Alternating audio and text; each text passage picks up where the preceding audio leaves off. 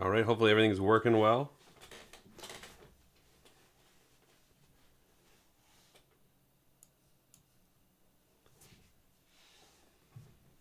All right, well, hello there, and welcome to Echo Base X-Wing. Hopefully our technical difficulties won't flare up tonight. I'm Walker Darko. With me, as always, are Jake Ream Hey everybody, how's it going tonight? and Kevin Leintz. Hey, And tonight we're going to reattempt to watch a local hyperspace game, or what is it called now? Hyperspace Trial Yeah, it was a hyperspace trial.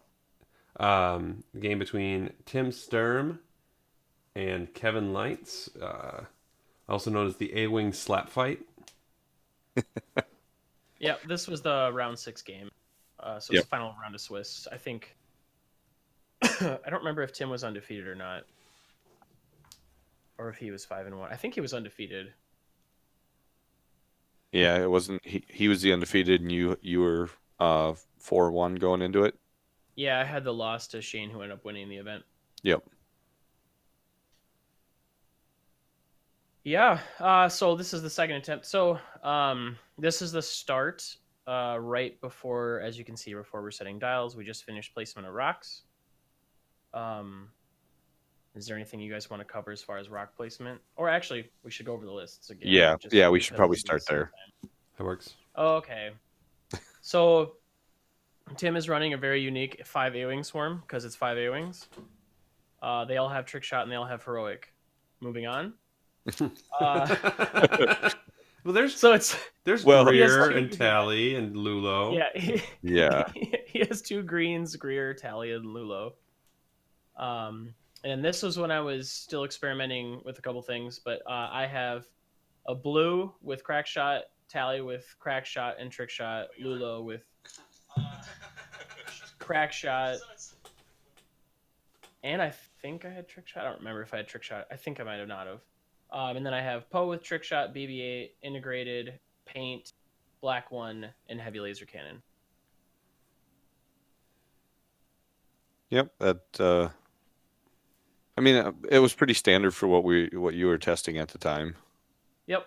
And I think after playing at Adepticon this weekend, I've really confirmed I don't need trick shot on Lulo. So just Yeah. a takeaway from the weekend. Yeah, the crack shots on the A-wings seem to help more. What I found, because I also played a variation of that Poe and 3As over the weekend at Adepticon, and a lot of times you would get people to either spend a token defensively to keep them from having to take the damage from crack shot. You know, they would overspend, or they would just accept that they were going to take the damage and let you spend crack shot. Yeah, I think crack shot is a offensive and defensive card in that way, where if they spend to take less damage or to not take damage, that's boosting your defense because Yep. they don't have it then to spend on offense. So Mhm. it does a good job of putting your opponent in situations where they can make wrong decisions more frequently. Agreed. It's always fun when you can make your opponent make more decisions than you have to make, because every decision is a chance for a mistake. Yep. And then this is going to probably one of the last recordings of Kevin with his ugly A-Wings. So now you got pretty Yeah, I ones. got new A-Wings. New They A-Wings do and a new Poe. I actually they do look watched really, Luke's really paint good. cast, and I mean, I guess it was self-congratulatory, but he was talking about your new A-Wings and Poe and how good they looked. They do look good. Everyone enjoyed the slam engine that he made for me as well. That thing is ridiculous. It's pretty funny. Ridiculously awesome. Yeah, it's pretty cool. Yeah. All right. Any thoughts then, guys, before we start? So we got our setup. Tim's got his A-Wings kind of crowded in the corner. I think the two different angles just give himself options depending on what you do. Mm-hmm. It looks like you have the classic flank setup. Yeah. You're I trying to flank with have somebody. Poe. Yeah, Poe and Lulo on the bottom. Tally's teasing the joust, and then the blue is in the middle. So yeah. So have you found, Kevin, that that's a very common setup that you use for those four? Um, so it's changed a little bit now, especially after this weekend when I finally got some time to actually play games. Uh, so typically when you have an initiative or a very low initiative ship like an A-wing that can also escape, I like to protect them in the middle because they can't just. So for example, if I set up the blue on where Tally is or where Poe and Lulo are, they could easily just take fast ships and set them up over there and force me to have to engage. Mm-hmm. But if I place him in a safer area in the rocks, it's harder for them to just charge at him. So he has the ability to run away or be protected. Sure. Um, if I don't have to place him first, it does change where he is. But I do like to keep him towards the middle of the board. And I do like to have the two higher initiatives on the outsides. And then Poe kind of finds his place somewhere in the middle or the outside, depending on their list or their setup. But as a tip to people with like a low initiative A Wing or a faster ship, or even if it's a slow one, depending on the rocks, I do like to place it in the middle just because there's a higher probability that he's protected. And, on the outside, they can literally just run straight at you and there's nothing to stop them. Mm-hmm. So it just stops him from getting bullied before you want to engage. Yeah, and I noticed that whenever if I would set Lulo up on a flank, kind of similar to where you have Tally right now, that they would load that side up with the rest of their stuff, and Lulo was a primary target. Yeah, I don't like to like Tally. I'm fine with because she's not a primary target, and if they chase her, Mm-hmm. I'm not losing anything. And she still keeps 3 defense dice while she's running, whereas Lulo would not have 3 defense dice while he's running. Yep. So ideally, you want to try to protect him as much as you can. Yep. Just something interesting that I found that, over the course of however many games it was, people identified that as their primary target instead of Poe. Yeah, I mean they should, right? He is a Mm-hmm. primary target. He's easier to kill than Poe is by a lot, Yep. and he Absolutely. rolls a strong amount of dice consistently. So yeah. Mm-hmm.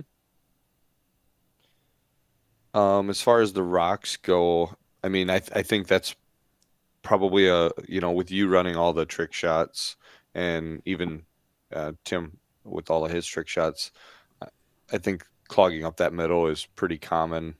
Try to get in there and, you know, use the obstacles for a turn or two before you disengage and come back around and then do the same thing.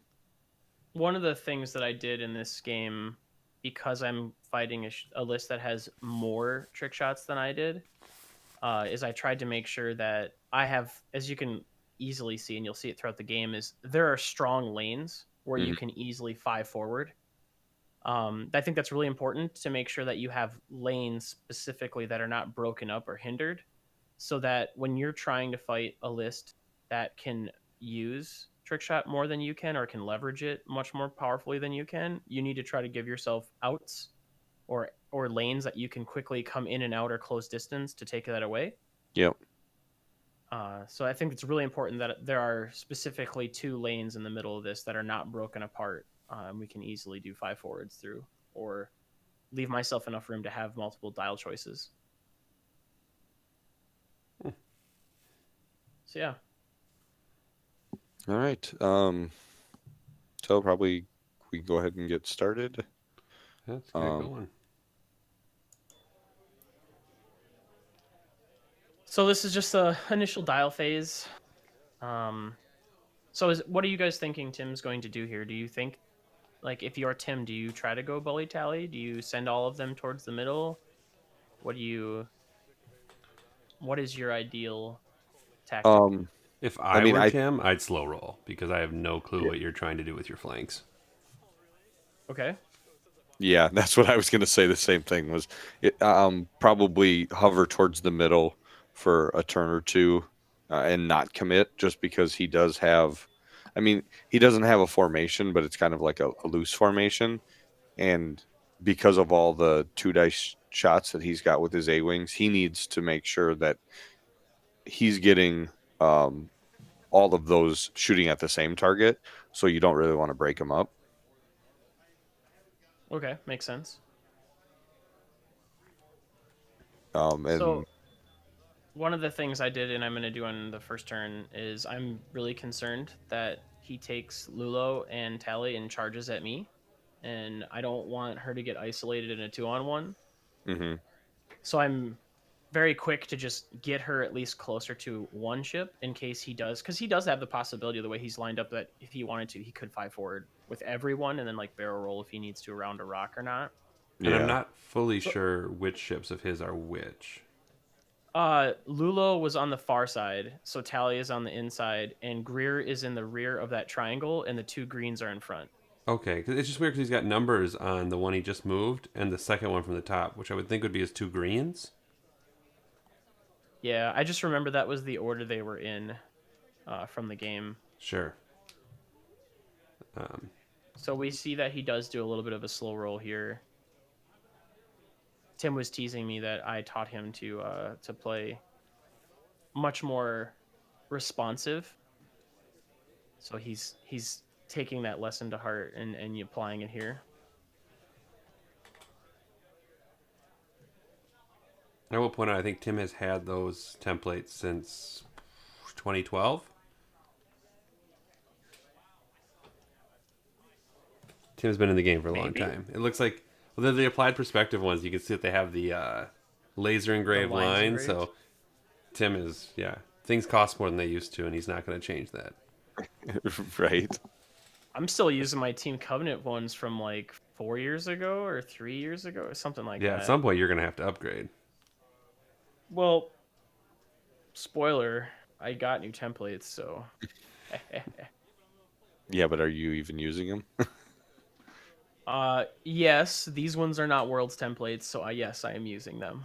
They are not in a trophy case locked away with the ships. All right, so I turn everybody in to kind of congregate the A-Wings together just to make sure that Tim can't, again, bully me and do what he wants. But I'm also leaving myself options to take the lanes that we talked about beforehand.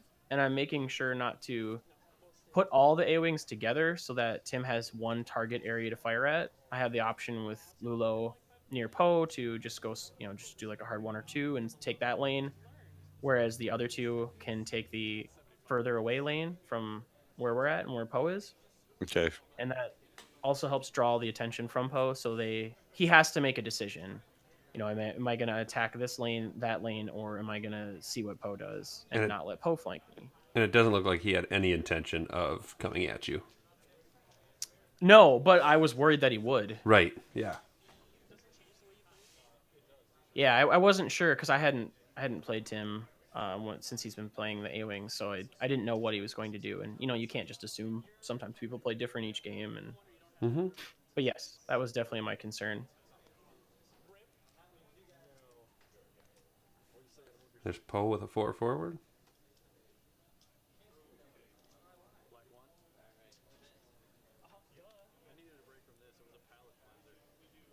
So again, here with Poe, I wasn't sure if this was a signal from Tim that he was going to try to like wait and hold back and then try to just go all in on Poe.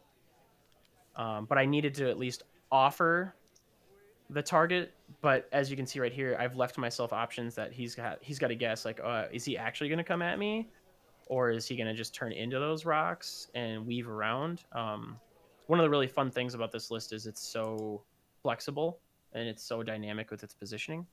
Yep. Well, and really, in the where you have Poe there, in relation to where his A wings are, they can't even get you this next turn. So it gives you that option. Even you can go slow with Poe here, see what he does on turn 2, and then decide. Is Poe gonna dive into the rocks or charge forward, depending on what he does. Right. And And with BB-8, I also have the flexibility to range control that too. it Yep. does seem like Kevin maybe has a bit of a rehearsed setup because I've never seen you put this many dials down this quickly compared to your opponent. No, there are just times where it doesn't take me long to set dials, Yeah. believe it or Yeah. not. I suppose if you look at the board, it's Outside of Poe, which was the last one you put down, the other ones seem pretty. And actually, I don't think I had ever played this way before. I just knew after turn one, like, okay, I know kind of what I'm doing. Where exactly I need them to be, I have a general idea, but once I had seen the initial move from Tim, I knew my next turn was pretty safe and I could make those decisions very quickly. But yeah, I had all 4 of mine down before he had 3. So I guess we have one dial flipped, but do we want to discuss anything before we start looking at the dials? I don't know. I don't see anything yet. Do you, Jake? No, I mean, like you had kind of already talked about what your thoughts were and what you were doing there. With the two A wings in the middle, you were putting them in a position where they could take the middle if need be, depending on what Tim was doing. Um, Also, kind of bringing all of yours back together. Um, I mean, I think kind of also like we talked about, Tim is, he went slow that first turn, kind of to read you, see what you were going to do, and I think he's in a position to start to turn, but also not commit. He could one hard those 3 front A wings and still either the following turn go after Poe or take on the middle if you commit to the middle. Mm-hmm. And if we're So looking I at, think sorry, keep going. yeah, I was just gonna say I think you both took positions of non-aggression. Right. Except And for I Poe, wonder who if made up more than half of the rule of 11 by himself with his 4 forward boost. I mean, you're Well, at that's what, true. 7.5 out of 11 right there? it is. Yep. Yeah, I wonder if Tim is also not sure on his target priority. Like, I don't know if in his mind he had decided like I want to go for Poe, I want to go for Lulo or not. I'm assuming he didn't really. He was more or less willing to take whatever target presented itself. Sure. Mm-hmm. But yeah, I And agree. with lists that have a couple big ships in it, or tough ships to take down like Poe and Lulo, that's what you kind of have to do. You can't, if you go hard after one target. That's kind of what you're waiting for him to declare a target too. Yeah, I am, and that's another thing too. Obviously, Lulo is my target priority, but I will take whatever target is presented at this point because I know that this game is going to be a game of patience because it's a slap fight with A-wings slapping at each other, and eventually a damage will plink through here and there.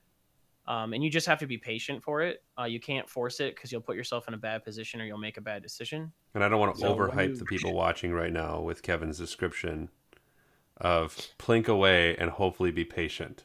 Sounds thrilling. well, I mean, this is actually a pretty exciting game. I think I really enjoy it. Tim and I really had fun playing, and I think this is a good lesson on how to play both lists. Maybe. Sure. Yep. Before we get going, Kevin, do you recognize this Twitch name W1ZPR? Is that Bun? No, Bun is like Veil 22 or something like that. So Oh, no. okay. Well, W1ZPR, thank you for subbing for the second month in a row. Appreciate that. All right. That's not Cox. I don't think. I just it's want to know if Cox. it is I'm it not sure. W1ZPR. Is it Whizper or is it One Zipper? I don't know how that guy pronounces it, and I think it's kind of I don't know either. it's a mystery and it gets people going. He said he's definitely not Bun. Yeah, well, I just Okay. when I clicked on the username, it looks like it's a picture of Bun, so that's why I was wondering if it was Bun. Just Oh, a huge Bun fan, I guess. you can probably go ahead and start Walker Sure. too. So this is me really trying to assert the lane. Um, I mean, I have to present a target with this list, and if I'm going to present any target, I would rather present the blue. Hmm. And another benefit of taking a lane like this is if he chooses to engage me in that lane, I have crack shot, and he does not. And that's actually a huge thing, especially in this kind of a matchup where you're going to get like maybe 1 or 2 hits, and they get like a focus and an evade. They have to make that decision, and you can crack it back or not. Yep. Well, and like you said, though, you were talking about those lanes earlier. You have that ability to either charge forward, um, but you also have the ability to turn right and disengage if you needed to. And with the RZ2s having that turret, you can disengage with a hard turn and still get shots if Tim were to commit to that middle. Yep. And it also is going to eliminate his ability to use trick shots. Like if he fights me in the lane, he Yep. doesn't get to use those 10 points that he spent for trick shot. And I would much Right. rather, as much as I'd like the extra evade dice, I'd rather just him not roll extra attack dice. Yeah, for sure. So you've pushed yourself into both those lanes now. Yep, I've taken both lanes because I know he has the ability to turn away. So Lulo, in a sense, can help keep him honest or make him pay if he does ignore him. And I think I was deciding, is it Oh, worth good. it Tim to got boost yelled at your... for using the wrong tokens. I just heard in the background him go, sorry. And then all of a sudden the tokens changed out. Well, yeah, Well, got to make sure he's using those nice looking tokens. and this was before we had all of them, right? Like we still had to use our own stresses, and I think there's a Yeah, couple other tokens. yep. That was before we got the second set of them. So I was a little surprised this turn to see Tim keep them so clustered. I thought I would maybe see him fan out a little bit more and try to get his own flank on. Mm-hmm. Well, I think that's a symptom of the two dice guns. Like he needs to keep them all together because if he gets too far away or fans out too much and he creates little channels for you to kind of dive into, all of a sudden now he's, taking just one or two ships, little pot shots at your stuff, and they're not going to really do a whole lot of damage.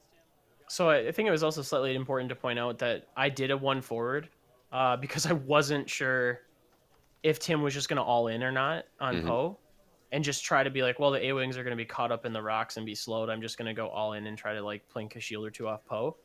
So I left myself with options with BB-8. If I needed to get away, I still could. Or Sure. I could control the range to maybe eliminate shots or try to get an HLC on him at least. And once I saw the A-Wings turn in a little bit, I knew for the most part that Poe was a lot safer for this next turn, because I think I've threatened enough with Tim that I think he knows, oh, Kevin can just 5 forward through that lane and converge on my flank, because even if my ships, Yep. like even if Tim's ships go 5 forward and boost, he still kind of is going to get caught with me having one or two ships at his flank. So I felt after that last turn that Tim, for the most part, is going to have to engage my A-Wings next turn, or I'm going to take shots on him without repercussion.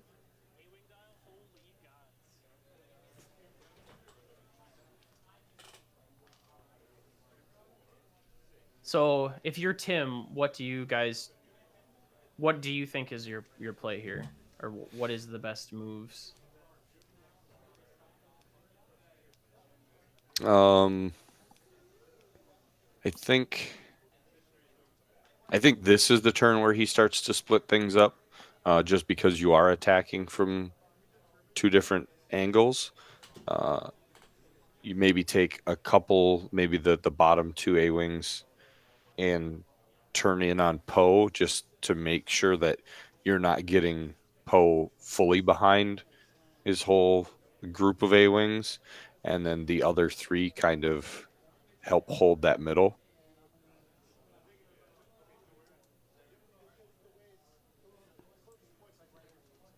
Yeah, I guess that's what I would think too. You bring those front three in, and the other two can kind of shoot across and try to keep Poe from doing too much. Mm-hmm.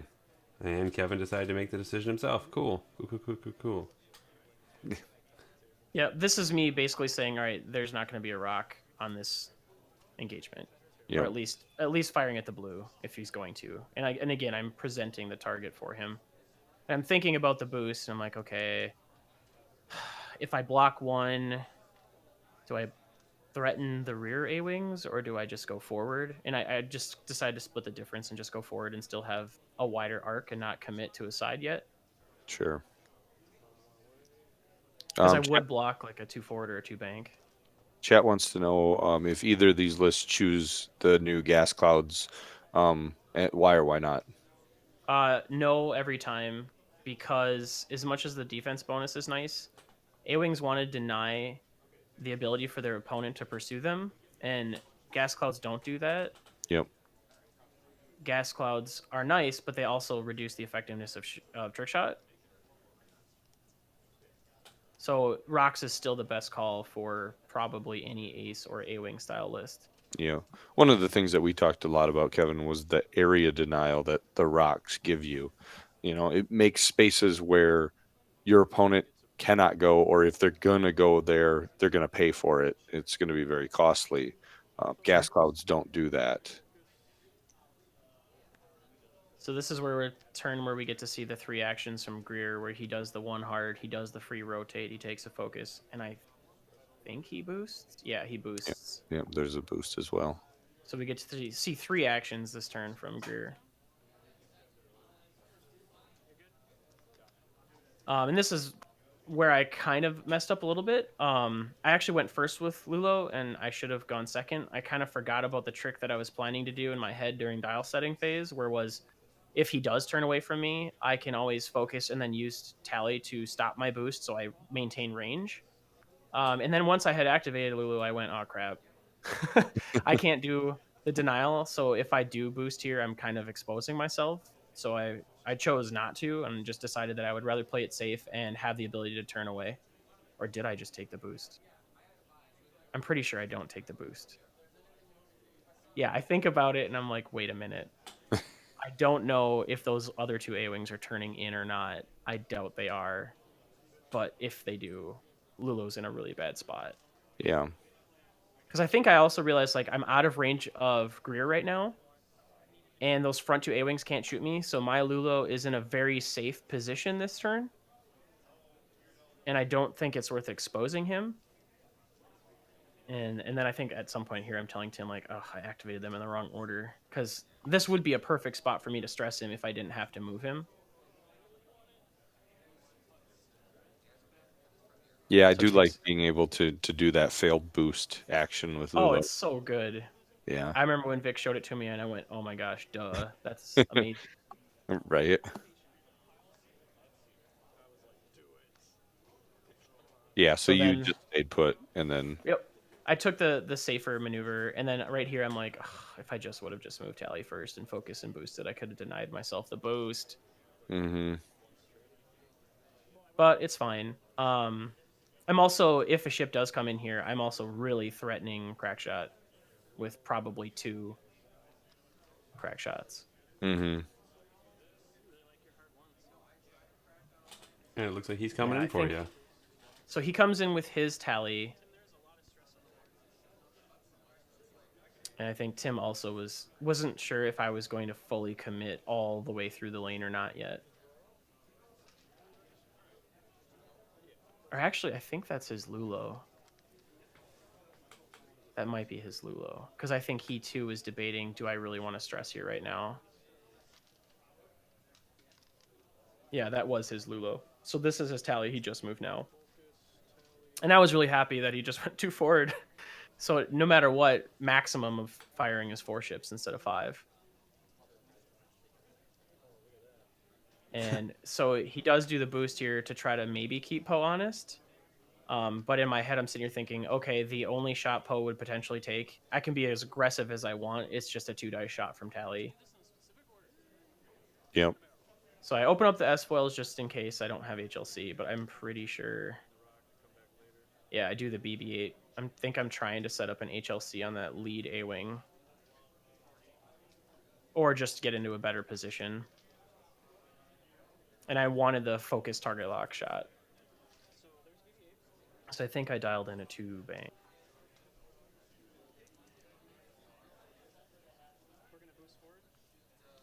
I think it's interesting with with BB-8 and the repositioning that you can do. I mean, even though it's only twice a game, just how much easier it makes setting up that HLC shot. Oh yeah, because that barrel roll boost and then the 2 bank, or is it a 1 bank? Okay, I did the 1 bank You because did I a one. wasn't for sure. It allowed me to set up. I want to say I almost have HLC, but I think I just barely missed it. I think I remember us talking about this last time, and you and Yep. Tim kind of went back and forth, and he said no, and And you told us you Yeah, did, and then you finally- were lied, or you were a liar. well, and I don't remember anymore now. Like, it's super close, and it's Yeah. hard to eyeball it from that far away. it Had I is. done a 2-bank, I would have for sure had it.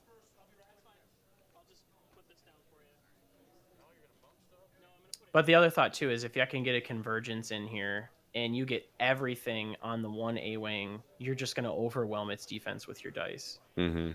And that's really what I was trying to go for is converge all of my fire onto one target. And if Yep. I'm trading a blue for a green, I'm A, winning on points, but B, it's just that's the right decision. Yeah. Well, and that one that you're trying to line up the HLC shot on is also without a token as well. No, he has them. I think we just moved him to the side because Oh, he you did did? a Oh, one okay. hard focus rotate. There's 5 Oh. focuses out there on his Oh. side.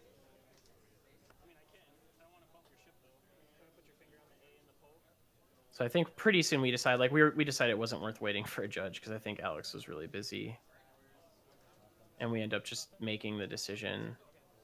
And as you can see, it's extremely close right there. Mhm. And I let Tim make the call, I think, because it's his side of the table. You can see it better than I can. But we'll see based on how many dice I roll. I don't remember. Yeah, you rolled 3. Okay, so I rolled 2, or did I roll 2 in a focus? It looks like no, 2, I and yeah, rolled you got 2. 2, and then he's got 1. So it'd be 2 hits. Yep. You, And you end then up spending focus for 3. okay, so I did roll 1 a focus, or I rolled 2 in a focus and spent it, Yeah. which then forced him to spend focus, so he only takes 1, and now I'm going to get 3 shots against a tokenless A-wing. So I'm checking Lulo's shot. I'm pretty sure it was obstructed. So 2 hits I versus. think I rolled 2. And he got 2 right there. You might want to slow it down, Walker. Sure. And who lost a shield? Oh, I'll get that.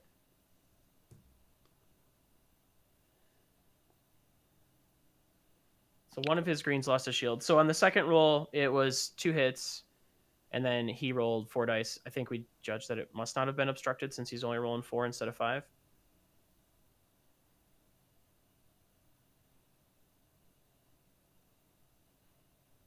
I'm just Okay. seeing. Yeah. And then he evades it with 2 evades. Yep. So then the next to shoot is Tally.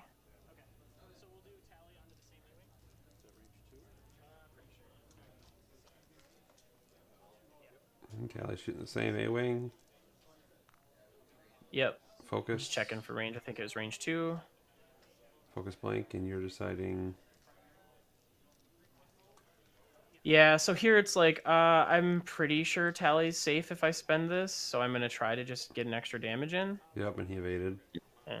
Yep. And the odds were low, but I figured my return shots was like maybe 1 shot coming in, but he's already identified that he wants to shoot my blue, so I don't think he's going to shoot at Tally.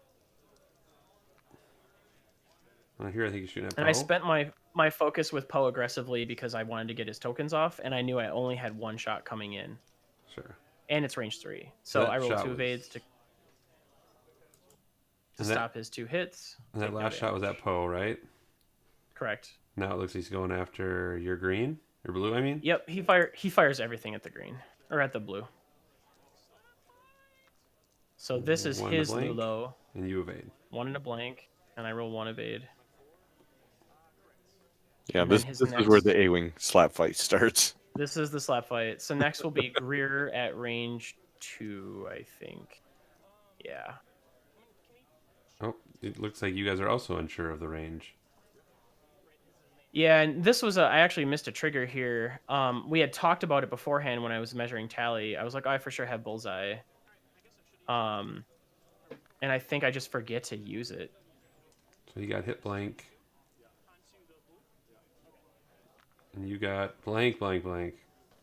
Yeah, and this is where I was like, oh, later on I forget that I didn't use Tally, and I think I roll like a green dice in like a second or two, and And like Kevin I remembers just to get would his not- shields out. Yeah, I hadn't gotten my shields out yet. I had forgotten.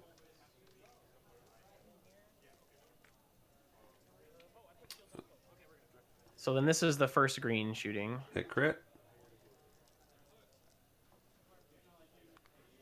And Kevin blanks out again. Oh no, 1. Yeah, I spend the focus, so I'm just at half. So there's no shields on that So one he's now. got- Yep. So now he has a range 1 naked shot on my nomads. He rolls 1 and You a evade focus one. and a blank, and I roll just 1 evade. Nice. So then the blue gets to shoot at range 1. I rolled 2.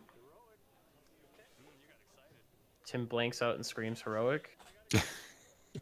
And it totally didn't matter, just like it shouldn't.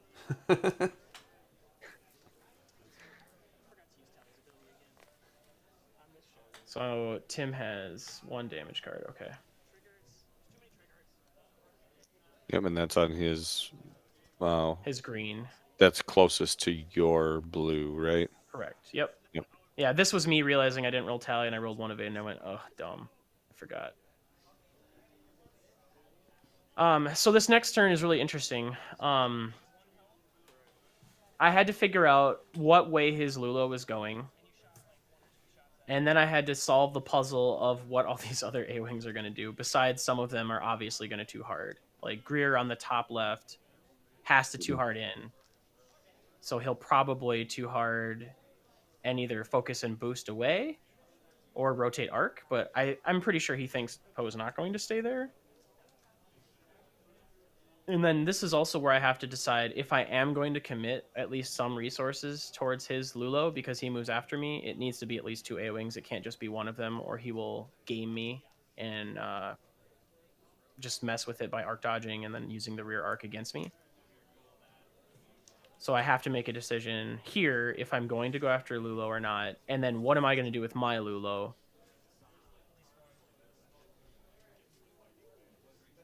So I'm curious, what do you guys think he's going to do? Because his Lulo is the one that's isolated on the far side. What do you guys think he's going to do? I mean, I think well, I guess he could either two bank right, depending on where he thinks you're going to go with your tally and, well, all 3 of your A's, I guess. Or he can just turn away and not engage everybody head on. Okay. And what do you guys think I do with Poe here? Ugh. Yeah, you solved that puzzle. I know because I mean, what 3 of his A-Wings have their arcs rear right now? They're coming at Poe. Yep. All the A-Wings except for Tally, who's facing him, have the arcs facing rear. Right. So that's why I'm still worried about your, not that you care, but your blue squadron coming up there because all arcs are on your blue. But yeah. I mean, so he's at half health right now. It is a concern because I don't want to give away. Like, I know I'm ahead on points right now because his green is worth more than my blue. So I'm effectively ahead right now, but I do want to get a kill on that A-Wing just to take a dice off or a gun off the board. But when they do set dials, I want you to pause it after the blue moves. Okay. Because I have something fun that I did, and I think you guys will enjoy this. But this is a really great example of why it's really nice to have the BB-8 Poe. I can dangle him out there, and I can dial in what is the best move for me or what is going to best handle this situation. And if I'm wrong, I can fix it and make it right, which is really, really nice because Tim has to try to account for that or he has to just ignore it. Whereas if it was a R4 Poe, he wouldn't have been able to be there yet, but he would know what are my moves, and Poe is blockable without any actions.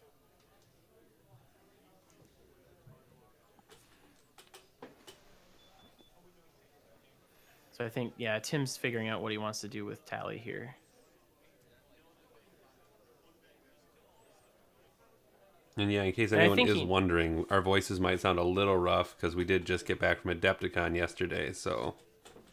Yeah, 3 days and 17 games of X-Wing is a lot.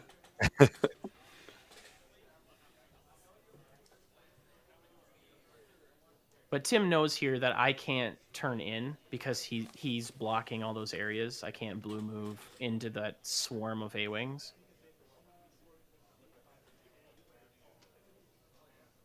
So he knows at least he can kind of traffic control the blue at least a little bit since I have to move first.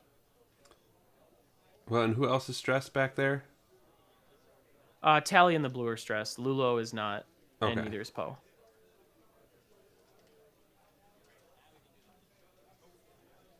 And Tim is stressed all over except for his.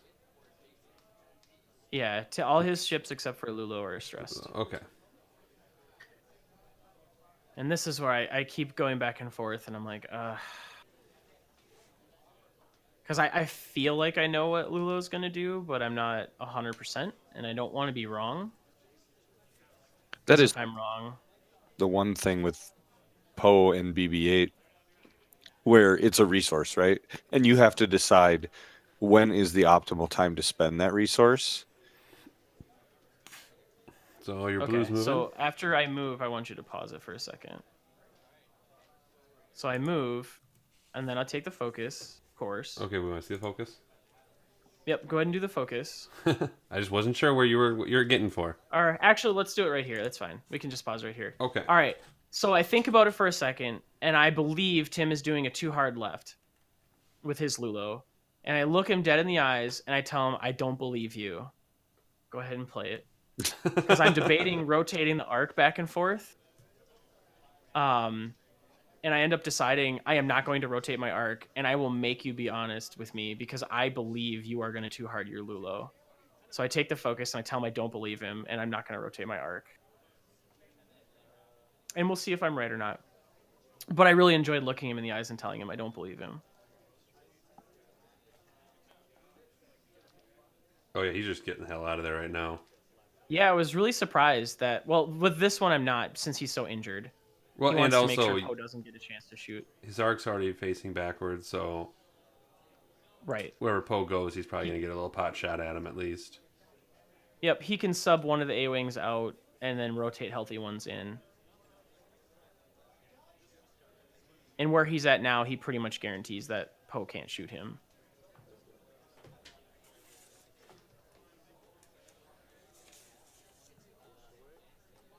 Now he totally guarantees Poe can't shoot him.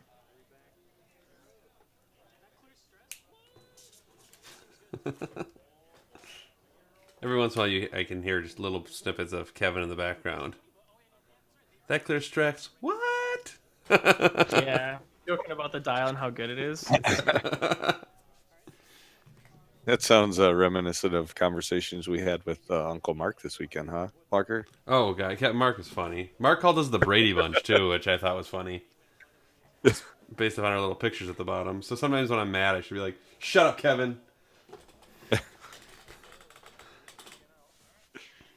there's a Vassal game, I gotta like yell upward. It's weird. Yeah. So Tim, I think, showed that he did the too hard, or he had the too hard, but he was afraid he wouldn't fit it, so he switched it to the one hard. And he ends up having a tokenless ship, which is Greer, who then Tally quickly identifies as the new primary target.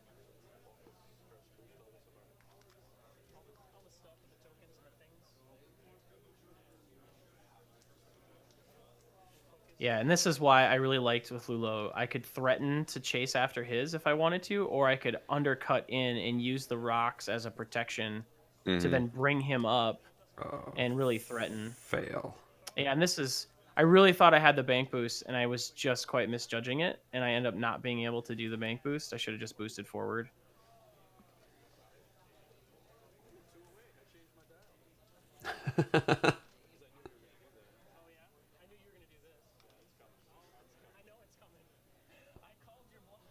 And this is Tim really just kind of deciding, I'm not going to try to block Poe. I'm just going to try to take as many shots as I can at you while I run away. And I wasn't sure. I thought maybe he would try to block Poe, or if he's setting up a kill box in case Poe goes really fast. And you did just tell him you're calling his bluff. Yes, right here I tell him, I called your bluff to him. I knew you were doing this. And he was like, that was a good call. Because he was waiting for me to do the rotate. And then Lulo gets a free shot range 1 on me. But instead, now he has to go, oh crap, I can't escape a shot? Do I want to stress? And he decides to. Yep. Or wait, does he think about it? No, yeah, he takes the focus and rotate. Yep, and the arc's rotated. Yeah, he wanted the range one shot. And now with Poe, I'm sitting here going, okay, I did a 3 forward. I think I can try to line up the HLC so that I can just pound Lulo. And I was like, I really wanted the focus target lock. But then I realized I don't think there's a way I can get the focus and the target lock and still have my HLC because I need to do the pre-boost. But I thought maybe I can fit like a 1 forward pre-boost and a 3 forward, be just in range of Lulo, and have a focus target lock. So that's why I'm thinking of, because if you can pounce, like, this is when you do it, right? You take out his biggest piece, taking maybe one shot again from Tally, and then I have my Tally on his to cover and give me an extra agility, so I'm kind of okay with that shot. Mm-hmm. And I have shields to give. Like, I look at Poe's shields as a resource that I can spend when I need to be aggressive, especially in the early game. Because, like, if it takes away shots from my damage ship into a ship that's not going to give points if I lose a shield or two, then it's totally fine giving up a couple shields. So I was interested here why he didn't decide to try to block Poe and take that away from you. I'm not sure. Like if you were in his shoes, would you have done that? I Man, assumed he I was have to going think about to. that.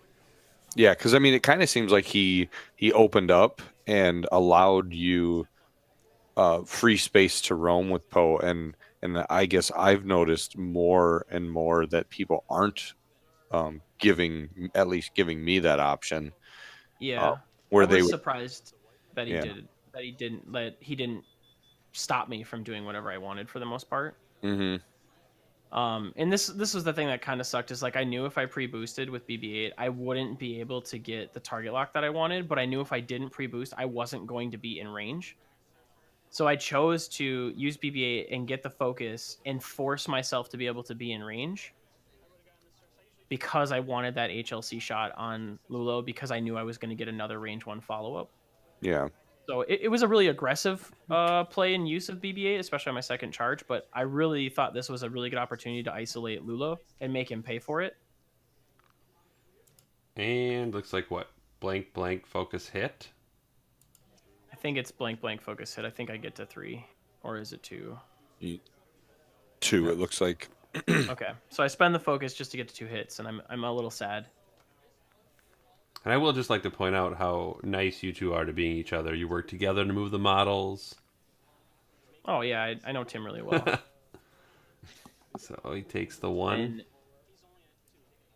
he chooses to take the 1. So he rolls 1 evade and 2 focus.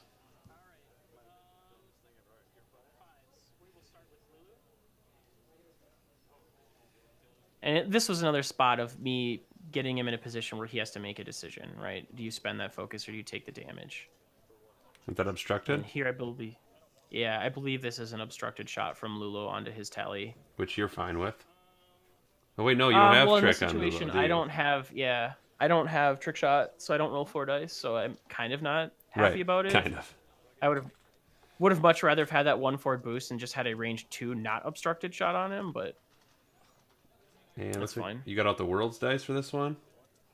Yeah, this is when I totally forgot about dice, and I just rolled my world's dice. So you got a focus to a hit, and he rolled all paint, so he's fine.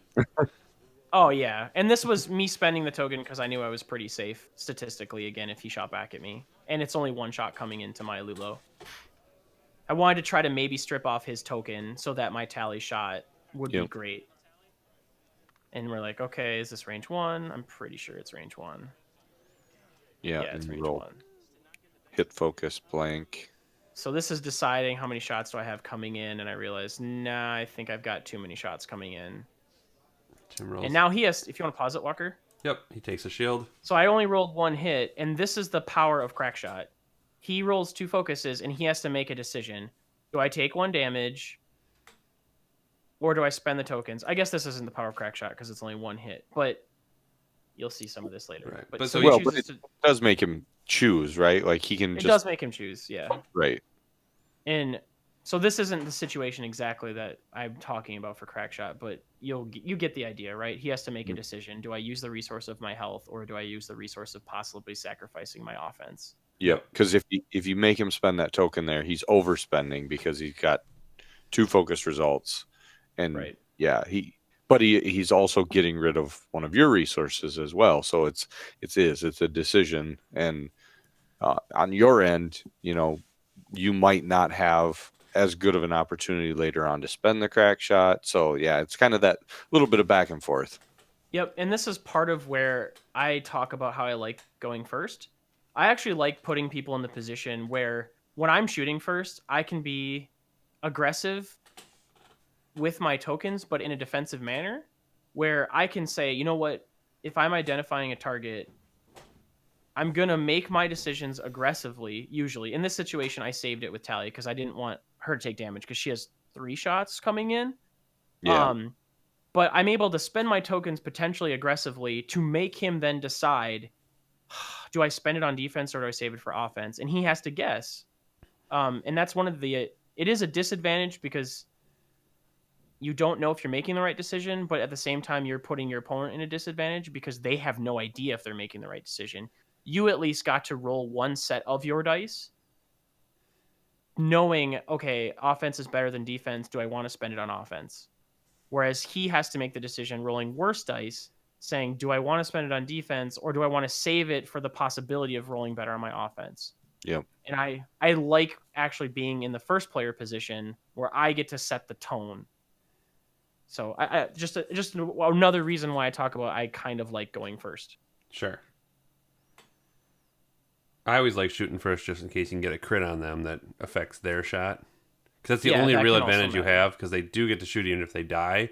But if you can get a crit through that hurts their Like a shot. weapons failure Right. or a blinded pilot. Yeah. Yep, then when their shot comes through, not all things are even. Right. Yep. Okay, you can keep going. All right.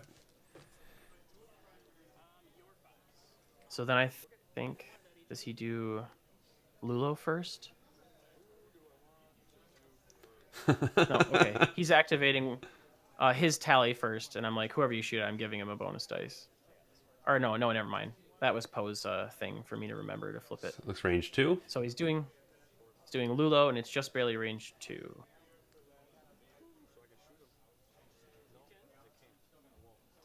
So I think he chooses to shoot at Tally because he has all the guns on her. Yep. So 3 dice. Hit, focus, blank. So 2 hits. And then he gets to make a decision: is he spending it or not? And Tally rolls focus, evade, and I think I spend my focus. Yep, you spent it. So he shot at the blue. Okay. So he stripped my token, so I couldn't hit him as hard back. Yep.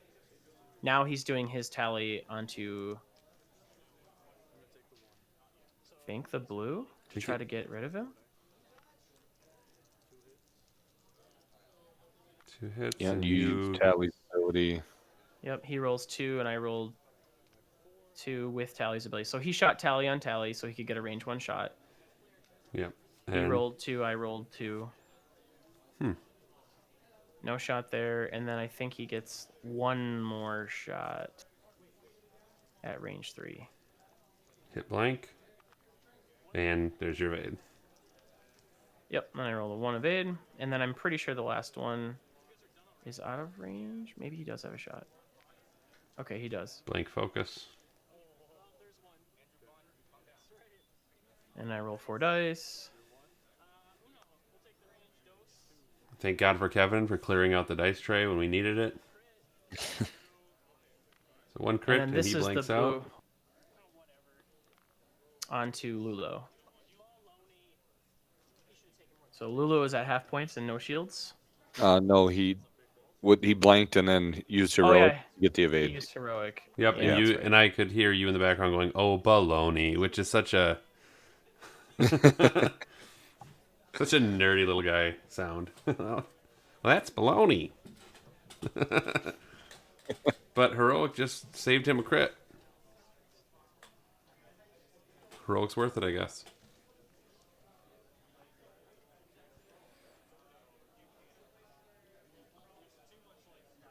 Okay, so this turn, I have to guess again which way Lulo is going.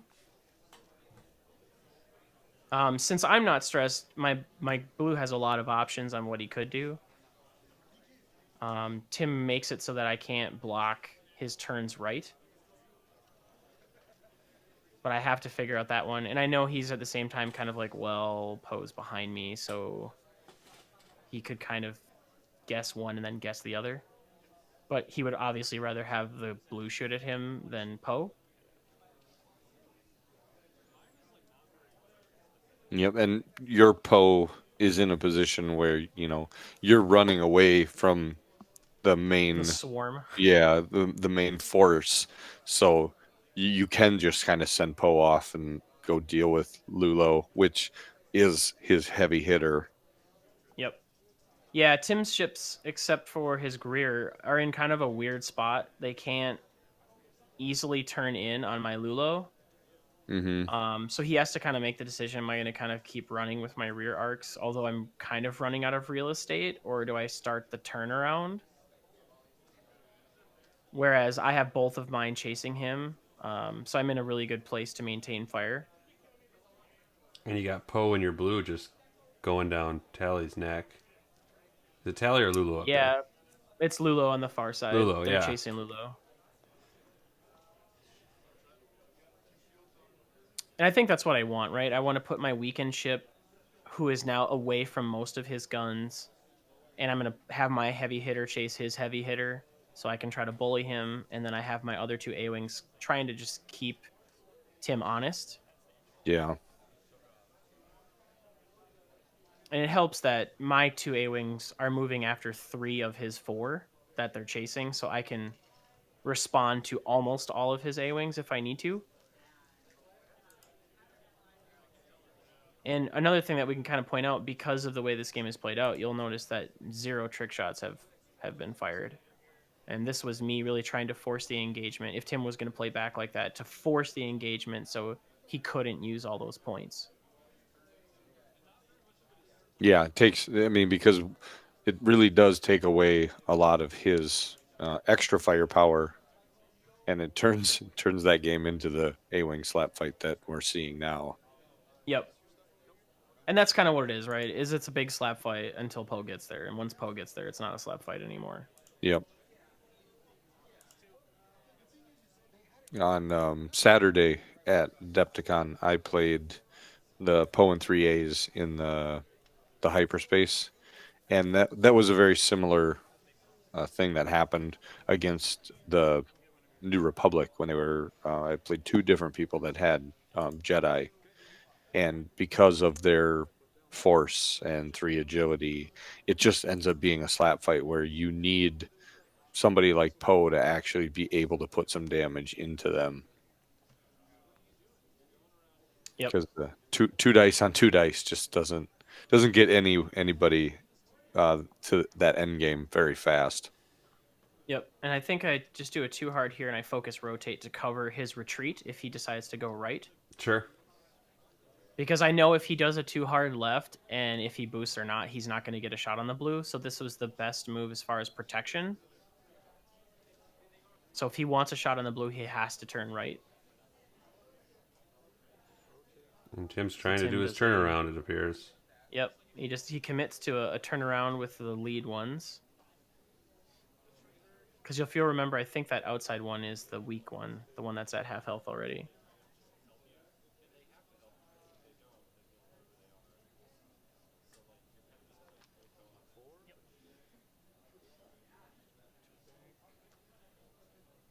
Yeah, one of the things that a lot of people are talking about with these RZ2s is their time on target, and it is far superior to the RZ1s, but you Oh, yeah. still do They have have a turn or two where after you've done the initial engagement, then you kind of move past that. You do the rotate, so now your arc is facing backwards. But there is that turn, which is kind of what we're seeing here now, where he has to turn the arc back around, can't reposition because of it, and Mm-hmm.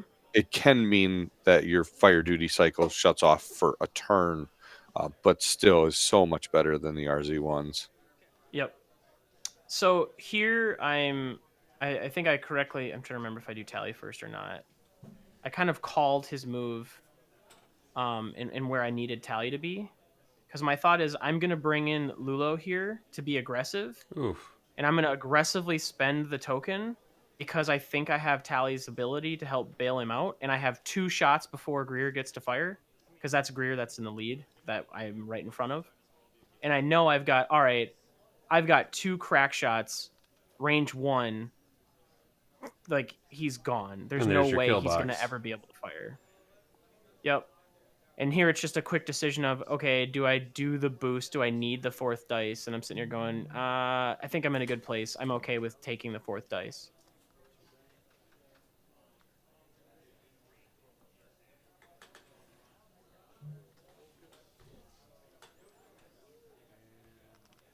And there you go with Tally just not having a great spot. Yeah, she's in kind of she was in a weird angle, and she's kind of in a spot where she can't support. I think he does a boost so that he can try to get a shot out of his rear arc. And then this is where Tim turns, and this again, it was a guess of which way does he go. So he turns that way towards the board edge.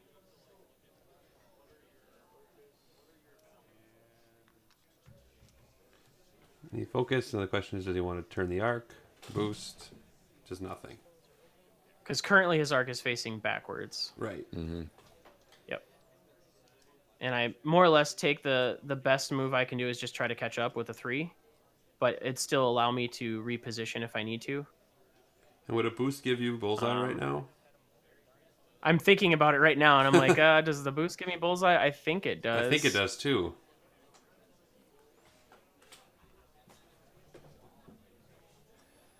Nope, target lock. Oh no, I'm not done. Got those sweet, Yeah, Poe's got 2 sweet actions. Minoc locks. Yeah, the other thing I'm thinking about too is, do I really want to stress myself right here? I don't know if I do. I'm pretty sure I do. No, I don't. Okay, so I just take the lock. Hit crit seems fine. Easy, right? He spends it to lose a shield. Last shield on Lulo. Lulo.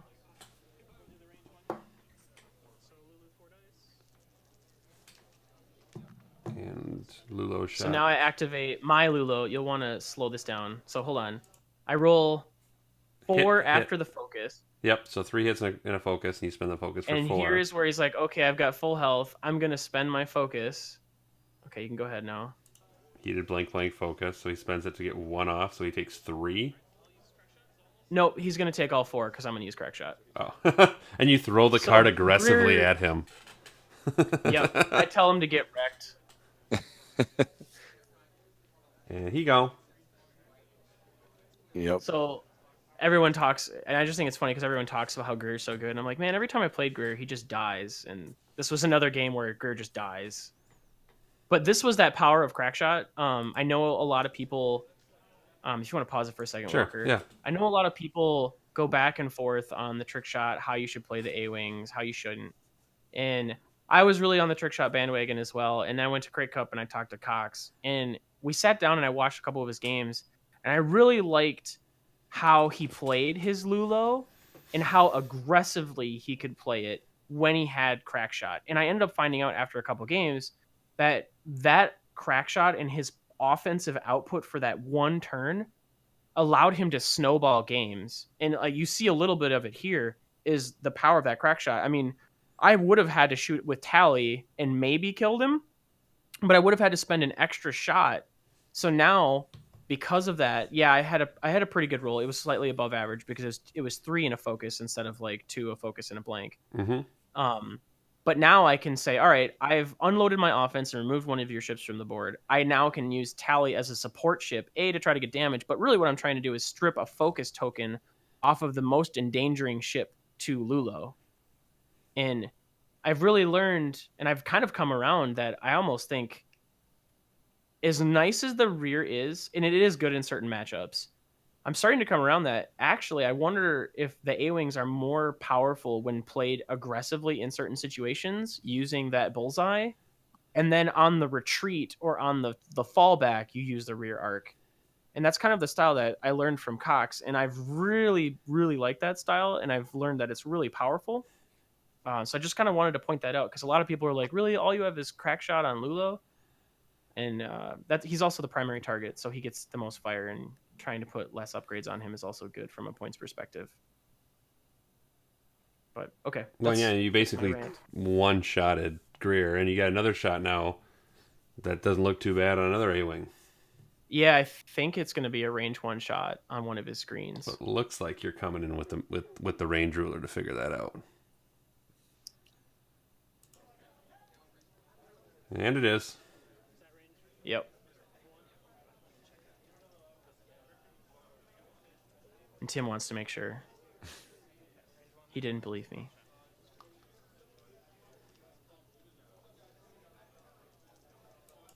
Oops. So crit, and then focus to a hit. And Tim here I blanks will out. spend the focus. Yeah, and he's gonna heroic though. I'll spend the focus aggressively here to make him spend his token because I know he doesn't want to give half points on another A-wing. No, but Mm-hmm. that's got full shield, so it is only one, but Right, it is so a he only shield. loses one. Yep. But now there's only 2 dice with no mods coming in against my 2 dice. Sure. Tally on And tally. his Lulu has no shot, and then his tally is shooting at my tally. And at this position, I'm like, I'm only taking 1 shot. I'm okay if I end up giving a shield. Take one. So I roll 2 blanks and an eyeball. End up taking, or was it 1 blank, 1 evade and an eyeball? 2 blanks. 2 blanks and eyeball. Oh yeah, I spent focus because I had saved it. Yep. Oh. So then he rolls 2. My Lulo rolls 1. I take 1 there. Got another And shot then a in. range 3 shot? Yeah, range Yep. 3 shot. Range 3. He rolls 1. I roll 2. Take no damage. Yep. That's why it's a And then we're slap back fight, to because the dials. A-wings. Yep, it's a slap fight, but it's that time when you do the calculated risks, right? Yep. The spending focus, you look at it as a resource. I can give a shield or 2 if I can rip a ship off the board. Well, Or in that situation, like is Tim at a point where he has to chase variance yet to try to take the big risk to come back in this he one? is a little bit now because he knows his Lulo's really kind of trapped. I was going to comment that you had a sloppy arc in the front. It's just kind of funny that you now caught it and moved it to the front. It was kind of Oh, in the little side. pointer thing. Yeah. We Mine, all I knew what it loosened them was, up but- quite a bit because at first they're so hard to rotate them. Oh, and now yeah. I've rotated them enough that they just. Whoosh.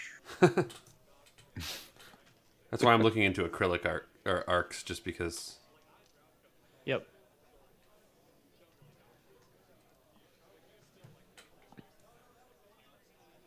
So here, I know his tally has to turn down because he's towards the board edge. He doesn't have a lot of space left. And I just kind of assume that he's not trying to block me with his other 2 A-wings because I could just hop over the top. So you can kind of assume that he's probably just going to turn away and continue to fire because he needs to rotate his arcs if he's going to do that. This glare is killing me. Off Tim's head. And then with Poe, it's kind of like, okay, do I want to try to block him with the blue, or would I rather have the blue start to come around and actually get back in the fight?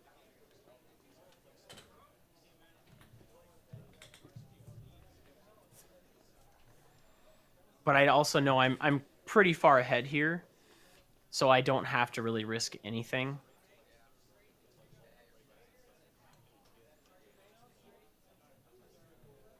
Yeah, his one green squadron is just he's a range 3 lucky shot away from gone. Yep, he's just hanging on.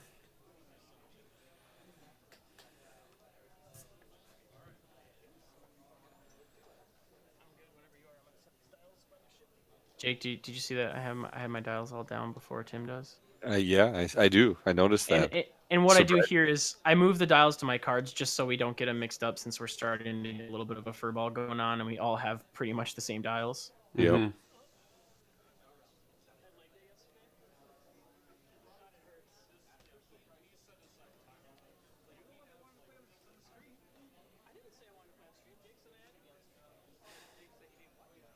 So yeah, at this point, I mean, you know Lulo has to turn left, so I know where he's going to be. I know where his tally has to be. I've got a good guess of where I think his greens are going to go. So are you thinking here that he's going to bank away, Yeah. bank right with his greens? Yep. I And think then he's going to bank focus right. rotate? Yep. Because he doesn't want to risk him like coming in and having to turn his arc and maybe me just arc dodging him and getting free shots. Where if he turns away and he says, okay, come chase me, or if you don't chase me, I'm Mhm. still going to get to shoot at you. Yeah, It's more or less the optimal play for him. It's really just what speed is he going? Is he going 2 or is he going 3? right.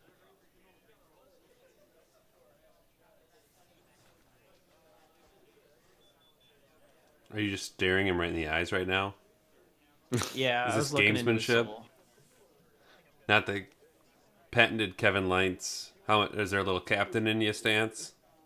I guess No, I you didn't didn't have have a a chair in chair. front of you. Yeah. Well, to be fair, that's not patented by Kevin. That is the Foss power stance. It is the Foss power stance that I've adopted.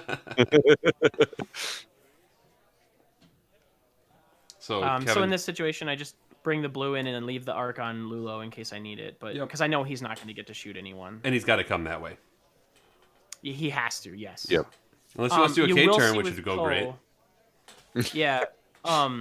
Before we do Poe, just pause it. Just when he activates, because I'll explain why I did what I did. Oh, when I Poe didn't activates? expect him to go the 5 forward though. I expected Tim to do like a 3 bank away. Also didn't expect his A-wing to be there either. But it makes sense if the one that he did a 5 forward is the furthest away. He's trying to kind of protect it and create a buffer. Sure. Yeah, you can't get to it. Right. So he's And got. especially if he thinks your Lulo is just gonna, if he doesn't create that buffer with that second A-wing there, your Lulo could just very easily 2-turn in and focus boost and have a range 1 shot. Yep. And here it's like, okay, I'm going to focus. You're going to 2 hard in. If you boost, can you get out of my arc if I do a 1 bank? I don't think so. And I Mhm. also thought about, okay, well, what if he does a 2 hard and then he barrel rolls? Could he arc dodge me if I boost forward or not? And you chose to rotate. And I chose to just stay there and rotate because I know that my tally won't get shot at by his, and I can just try to converge fire again on his A-wings, knowing that one of them isn't shooting. I might be able to initiative kill one of them. And these A-wings seem to too hard about as often as Soontir. Maybe more. Yeah. Too hard rotate, too hard rotate. And what I like about this too is I'm kind of threatening Lulo's rear arc, saying, okay, if you're going to bring Tally in to try to shoot at my Tally, I'm going to get an extra agility potentially, but I'm going to try to use Lulo's arc to help cover. So I take the focus and rotate the rear arc. And Tim broke it off the peg and put it back on. That sucker's loose enough, it just pops right off. And then the 2 hard shock to no one. Rotate arc. Maybe not yet. But this is where I was worried if I did a boost, could he just boost out of my arc at range 1 with Tally? And this kind of gives him a free shot at me potentially. Sure. But I know he won't have a mod if he does it because he had to barrel roll. Yep. And then he's in my bullseye, so it's like, okay, I'm still sitting with 4 dice. I'm okay with that. Well, 4 dice and focus if you needed to too. So I just want to pause everyone here. If you want to pause, Walker. Sure. Yep. So I had to think about, he did the 2 hard now. He wasn't stressed. So I had to think about the possibility of him doing the 1 hard, doing the barrel roll forward, and then bank boosting into Poe to try to block Poe doing a 2 hard or him coming in hard. So go ahead and play it now. But I just wanted people to realize it wasn't as simple as, well, he's just going to 2 hard, because he wasn't stressed. He very easily could have played the game where he just comes in hard, barrels forward, and does the boost to try to block Poe and deny a shot coming in. But it's an A-wing, so too hard. Sure. And he focuses. Probably going to rotate that arc. Unless he thinks Poe's going to just scream across and get caught in it. Well, and I think he's kind of like, I need to just get points right now. Right. Like we said, he's got to chase variance a little bit. Right. So here And comes I'm Poe. very eager to flip this dial. So I just I dial in the one bank because I had to play around the possibility of him coming in and trying to block Poe. And the one bank allowed me to do it where even if he tried to do the shenanigans, he wouldn't get the block. And now I'm like, okay, do I just get aggressive here and just stress myself and Poe's kind of useless for a turn? It's just so I can get the range 1? Or do I just stay here at range 2? Because I know it's not range 1. And I'm sitting here going, okay, if I do a bank boost, I can fit it too hard the next turn, right? Yeah, I'm pretty sure. But it also is kind of like I'm selling out to kill Lulo this turn, which I totally do.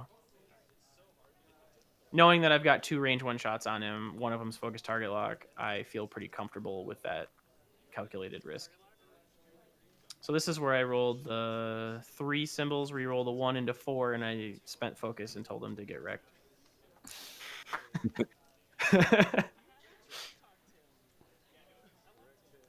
Direct hit. Yeah, he gets super wrecked. Yeah, too hard should fit. Oh yeah, it's totally fine. It was more of the if I don't kill him, he can punish me next turn. Mm-hmm. But I figured the math is pretty high in my favor. So now I take the Lulo shot at the first A-wing. Look at that dice rolling motion. Or is it the second one? I'm figuring out which one has 1 health. Okay, that one. So you get to 3. He has to spend it and takes 1 more. So now that A-wing is at half. And then Tally gets a range 1 shot as well. Focus blank blank. Oh, is that a hit? That looks like a hit. I think it's a hit. Focus. It's okay. So yeah, it's just 1. I saved the focus for defense, knowing there's too many shots coming in. Tally. Lulo's dead, so now he's doing Tally on Tally. I use her ability to get the 4th dice. Oof. He rolls 1, and I rolled 2, plus some focus. Seems good.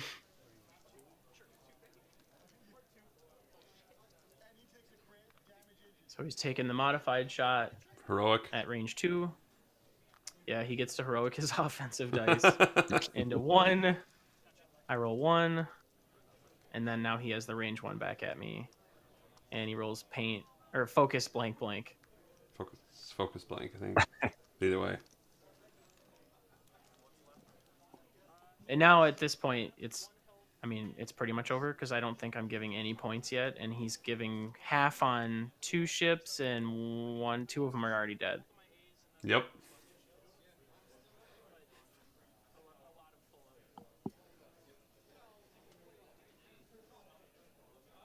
So now I kind of just go, all right, I guess I kind of just disengage here because I don't have any reason to chase those A-wings anymore.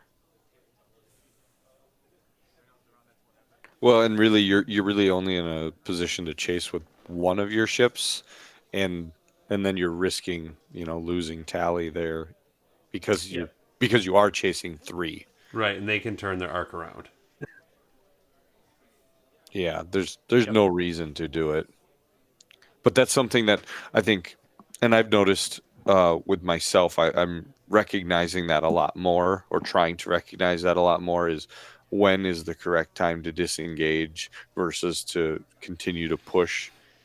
And, it's just something that I think that's more of a 2nd edition thing, where in 1st edition, I think we all just kind of kept pushing and, Except played for the... Kevin. Well, disengage with the name of Miranda Corin. That's true. I am having to teach myself, though, how to play around the clock in points now because 2nd edition games don't end in all the ships being destroyed very often. Yep. So and that's something that cost me both of my games against Shane. I had an advantage, like in the cut. I killed his Y-wing before he ever rolled red dice, and I just continued to engage, and I totally shouldn't have. I should have just ran away and just made him come back to me and fight on my terms again, instead of putting myself in a situation where I had to make 2 50-50 guesses and I guessed wrong. And then that cost me the game, and I sat back and was like, why did I do that? And I have noticed that on the whole, the majority of second edition games are going to time. Like it's very Yeah. rare that you get a game that ends early, and it's partly because of that, because you're disengaging more.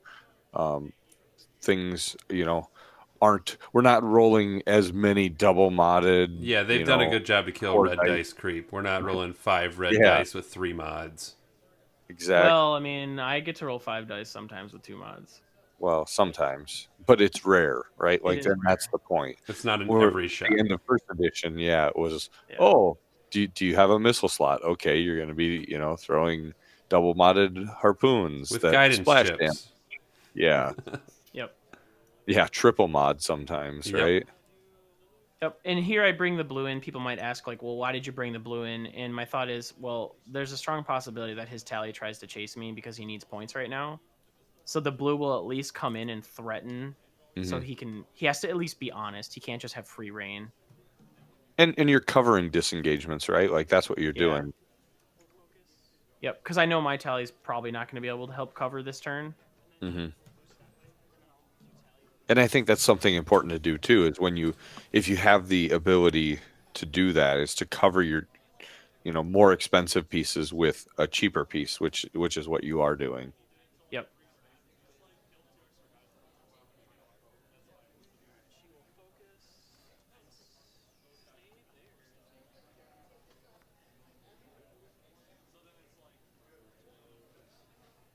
Yeah, and I know, and I just pretty much just focused there because I was like, well, there's no point in boosting because if you come in, then I'll just start to chase you. Hmm. And now, and this is kind of cool. Like it's Tim has to actually think because he realizes, well, if I boost to chase Lulo, I'm in a bullseye of a crack shot. Do I want to?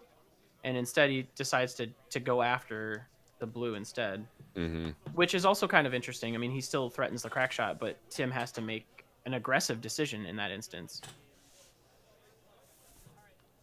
And I would rather have him shoot at my blue than not at Lulo, so that's fine with me. Right. And at this point in the game, your blue was still full health, correct? No, my blue's at half right now. Oh, okay. Lulo is You at don't have one that on the shield. you don't have I that didn't on want the to. overlay. Yeah, I didn't want to give half of Lulo. So this is my Lulo shot, I think, at him. So I rolled 3. I saved the focus, I think. I don't remember. And my tally rear shot.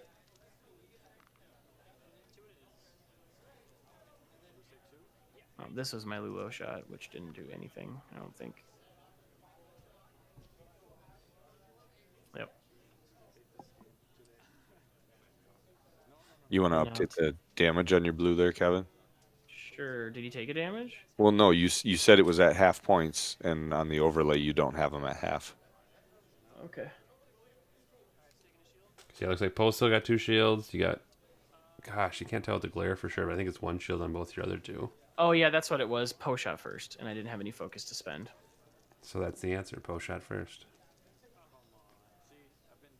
All right, so Tim taking the range 1 on my blue only rolls 1. I roll 1. And now I get the range 1 shot back.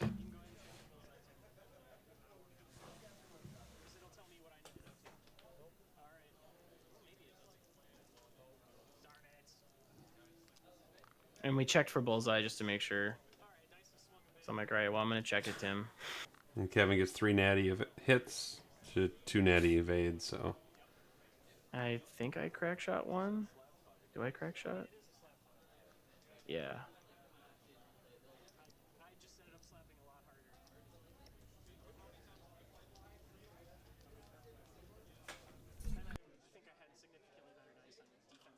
So then, trying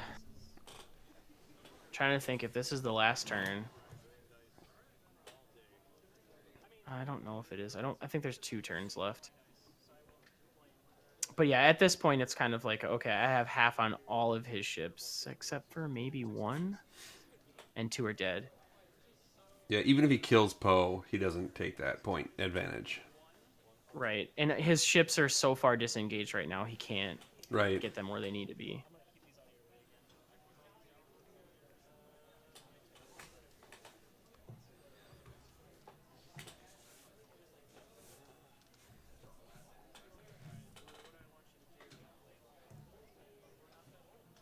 But yeah, it's just another reminder. Like this was another game where 0 trick shots were fired, and I think that was a really important thing for me to win this game is to eliminate those trick Mhm. shots from even coming into play. Yeah, because had he gotten in a position or gotten you in a position where he could be firing multiple trick shots, all of a sudden he could be doing damage to your A wings. The potential for variance is much higher. Yep. Yeah, Yep. because he's rolling more reds versus me rolling more greens, so the potential for variance will always be in the red favor. And if you notice during those dials things, he did have one leg up on the chair. He's trying everything at this point to win. Well, and the other thing too is in this situation where I move first and we're not fighting in the rocks, I can at least try to deny space. And when you're not fighting in the rocks against trick shots, it also allows you the flexibility of movement, whereas rocks would restrict some of your options. So when you're fighting against a trick shot list, you obviously, I feel like I don't need to say this, but maybe I do. You want to try to eliminate the number of advantages that they have, and if their advantages is you sitting in the rocks between them, then you need to try to Mhm. take that away from them. But not every list can effectively do that. Well, and that goes for every list, like not just when you're flying against trick shots. You Yep. want to identify what your opponent's advantages are, and then put them in a position where they don't get to take advantage of those. Yep. And this is me starting to get tired and realizing that I can get a little lazy. So I dial in the 3 forward thinking it probably passes tally and it doesn't, and I bump. So I get a little bit lazy here, although I shouldn't. Because I was Well, like, whatever. It's a 6 round. There's like no way Tim can win this game. and one of the other nice things you've had going for you too is you've gotten your shots have come in before his shots for most of your ships, and they forced him to spend a token defensively. Yep. Where I noticed a lot of, like for myself this weekend, I noticed a lot of my shots. I was one Z95. I think I shot 3 times, and he nattied, and I got maybe one through, and he nattied at least one each time, and he still had Mhm. a focus left for shooting back after taking 3 shots. Oh yeah, it matters a lot. Well, and they cleared on the first shot too, so the next shot's coming in, got through, which is what you want. Mm-hmm. But that's that dice game where sometimes it just goes that way. Yep. Oh, Sometimes it does. getting sloppy over here.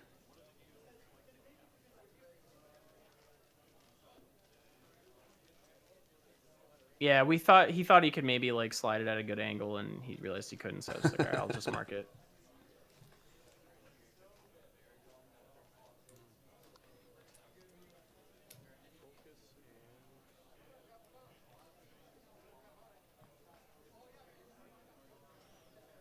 And now he's debating the boost to pursue, and he's like, I probably should. I don't know. Poe might.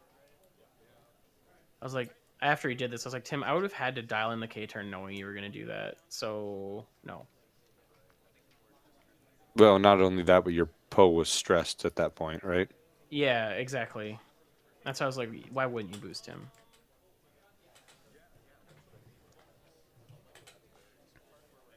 I think I just take like a lock for free, or do I boost? No, I'm pretty sure I stay there and I just take a lock. Yep.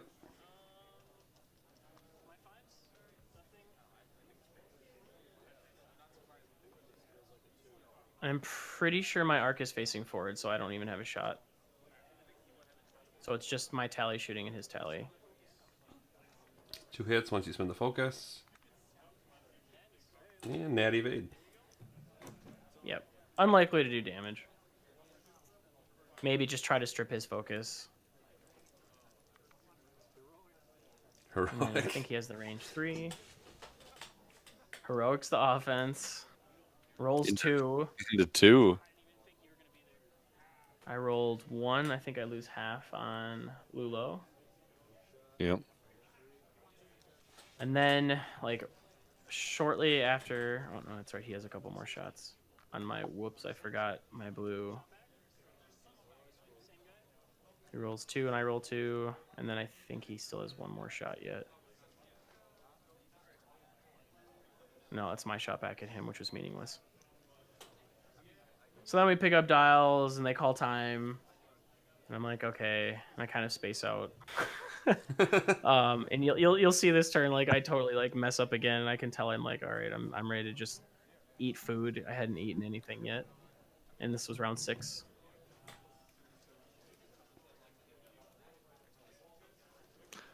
But you're also in a position where you're 100 points ahead. Like Yeah, he has to kill Poe and half of another A-wing in order to even catch up. So not it's that getting sloppy is, acceptable, but yeah. it doesn't matter a It's a whole lot. it's a Well, and what's calculated funny is like risk. I forget what moves I dial in with my A-wings. Like it's pretty funny. You surprised even yourself. I did when I went, oh, whoops. I told you that's the trick. How can your opponent know what you're doing if you don't know what you're doing? I mean, I could have just used the hot AC dials, right, and just randomly did maneuvers. You could have, yes. And like Farmer, Yeah, did Farmer send you the app though? I didn't know there was an app, but I guess. I think it's note cards. That's what he has. Oh, note cards. I like the idea Yeah. of note cards. And a D6. kind of like Zach's Han wristband for Crate Cup, where it said Han with a question mark, and he rips it open and it says yes. Yeah, those quarterback armbands. It was really funny. If you can count on anything, it's Zach to make you laugh. That's for sure. Yep. I was a little disappointed though that he didn't play X-wing this weekend at Adepticon because I didn't know what was going on without hearing his booming voice all weekend long. Yeah, he disappeared after that first day. Like I didn't hear him at all the rest, so he must have left after one day. Yeah. Well, I know he played some L5R. Yeah. Yep.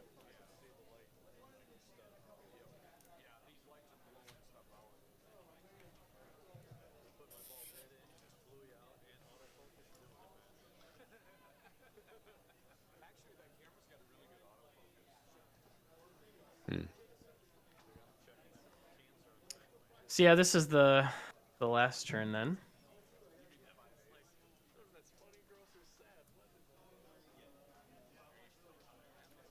Yeah, and didn't we say that at this point Tim had been 5-0?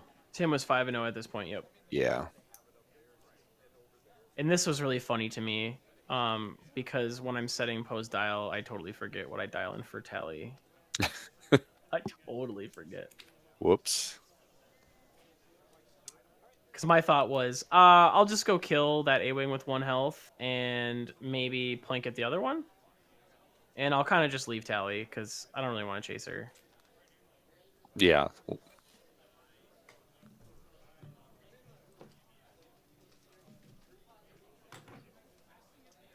So I'm like, wait a minute. He could like hard turn in with his front one and maybe shoot me. Do I want to rotate? Is it worth it? I think I just leave him in case he doesn't. I don't Yeah, remember. you Oh ended no, up I boosting. boost. Okay. Yeah, I just decide to try to keep him safe.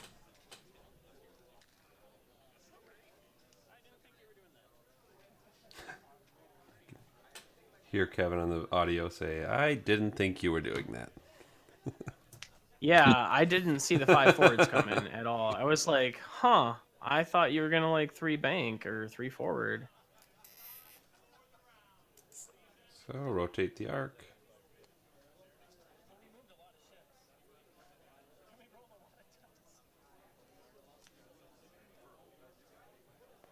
I definitely would have to say that the 5 forward there is an interesting call. Yeah, I was surprised. So he's It gonna get a was couple little the- plinks. It was the least expected move that I would have guessed. But I Yep. think he's also maybe trying to. I don't know. Actually, I don't know. So then I tried to get cute Lulo here, and I don't know why. I did the 2 bank instead of the 3 bank. And then I focused and rotated my arc. I totally should have just 5 forwarded, focused, and maybe boosted. And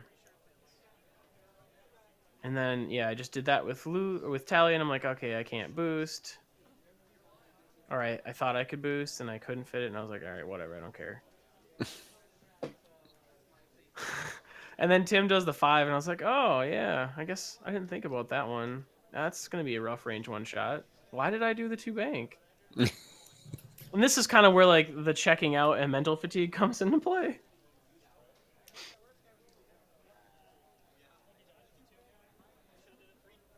Well, to be fair, both of you are kind of playing, 4 and 5 ace ships, where you really have to put in the thought for each of the dials. Yeah. y- And You this know, is where I laughed at myself, and I'm like, oh my god, I forgot I dialed in a 2-4 with Poe. Holy crap. whoops. It's like, why didn't I just barrel roll with my tally? I'm so dumb. And then I was like, whatever. I'm still going to win this game. So Poe takes like a meaningless shot at the 1 hit point A-Wing. 2 hits. And he gets 2. Yep. And then my tally doesn't shoot. And I think he actually arc dodged my rear shot from my Lulo. And I was like, ah. Because I figured, I was like, all right, if I just do the 2 bank, we'll get Simo Fire if he comes in. So he rolls 2. I roll 1. I spend 1. And I take a hit. So he lives at 1 health. And then the greens fire. Just barely range 3. Oh, at this point, I realized I'd forgotten to get my damage deck out. So I grab a damage card to put on Lulo. I spend the focus, take 1 on my blue. Spends it for 2. And I roll 1 more, and he dies. Oh no. And then I go, okay. And that was game. Yep.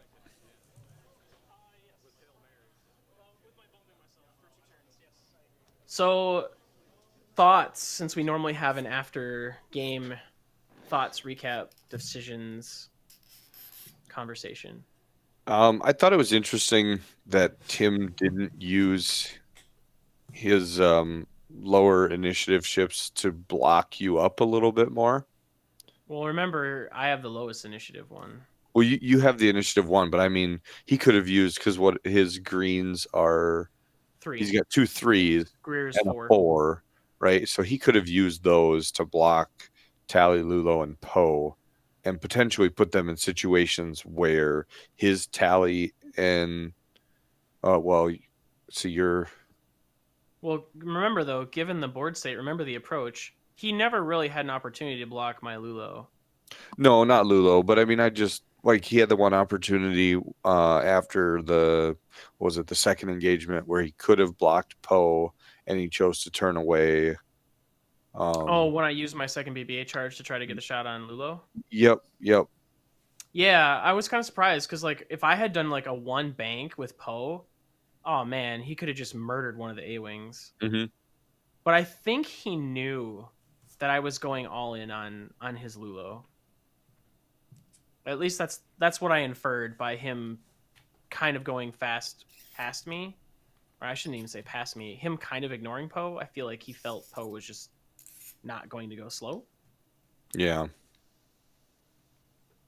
But I I don't mean, know. it was a concern in my mind. I thought he was going to try to just mess with what I was trying to do.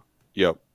And that's kind of what I was surprised too, is that he didn't take that opportunity with, him having extra ships just to do a little bit more blocking to stop your movement and basically not let you just kind of have free reign of the board to go where you wanted to go. Mm-hmm. Use his ships as pieces to deny areas, and then because if he could have blocked your Tally a couple times, or Lulo, or even Poe, and had a couple shots on him, all of a sudden that could have been a different game. Yep, it could have. But I think the biggest thing I wanted people to take away was the 2 lanes, and then the decisiveness of being so quick through them and don't kind of stall and wait for the A-wings to scatter and do what they do. If you can catch them at the right times, they're kind of out of position. And since he was heading towards the board edge and the corners, he's really limited in his movement. Yep. And I'm chasing him, which is optimal for me because then I'm always on target. Like my fire duty cycle is extremely high because I'm chasing him, and Yep. my movement is not limited like his is. Right. And that's, swarms in general, is if you can bottleneck them, you can mess up their formation, make them bump each other. You really just throw everything off once you start making them get out of formation. Right. Yep. That's about all I had. Yeah, I mean, I guess, trying to think of the matchup and what he maybe could have done differently. I don't know, because he has to engage you, because you have the I final have 9 solo dice. advantage. Well, no, he Right. has 10 No, dice. he has So 10, right? Yeah, that's right. Would it have been more to his advantage to not engage where you wanted to, and to pull you or try to pull you back into the rocks? Probably. well, I think he was trying to pull me through the rocks, but I don't Yeah. think he thought I was going to go as fast as I did. Sure. And I think that caught him by surprise. And when he was so clustered early on and I just immediately tried to get across the board and take those areas, I think I caught him slightly out of position because I chose to enter the rocks probably before he thought I would, because normally I would wait and maybe Okay. someone else will commit. Yeah, so a little bit of aggression on your part threw off his plan and ultimately put him out of position. Right. Yep. I don't think I have anything else. No, me either. All right. Well, then we can probably call it a night. We'll have to figure out what games we're going to do next since we have a bunch of games from this last weekend. Yeah, I think it would be nice to get some Adepticon games done fairly soon after the event. Yeah, I mean, there might be some lists that won't be relevant if we don't cover them soon. Are you hinting at possible 2 sentences at the bottom of a System Open article? I'm hoping. I'm hinting at that. Yeah, I'm pretty sure it's going to happen. I would think so. How many Quad Phantom lists were there out of the cut? I think there was. It was like half, wasn't? Well, not quad, but like if you counted triple Phantom or higher, Yeah. it was And more than half the cut. I don't know how best coast pairing worked, if they did it by your Swiss rank or anything to match them up, but it did seem like none of them had to play each other round one. It did seem that way. So it seems like they were like giving the best chance for as many as possible to advance. But Yeah. All right. I think that'd do it for the night then. Yep, just a little meta. Usually we cover other people's games. Today we covered Kevin's games. So if anyone wants to let us know if they like that, they like having Kevin there telling us what he's thinking versus us guessing what other people are thinking, feel free to let us know either on Twitch chat or on a YouTube comment, because, yeah, we read them. By think we, he means me. Yeah, Jake I reads think them. we might still do some of the polls though and see what games, like give people a couple options and see what games they like. Yeah, I like that. It helps to bring the community in and give them at least something that they're looking for. Maybe whether it's a certain list or a player, something like that. It's fun to do that. Yep. And we'll definitely we'll do the Morgan versus Chris when it happens, or when I find out it happens, just so that we finish the Aces League and we don't make sure we don't miss the final game. Yep, for sure. All right. Well, All right. Have a good night, everybody, and we'll see you next time. Yeah, thanks everybody for tuning in. See ya.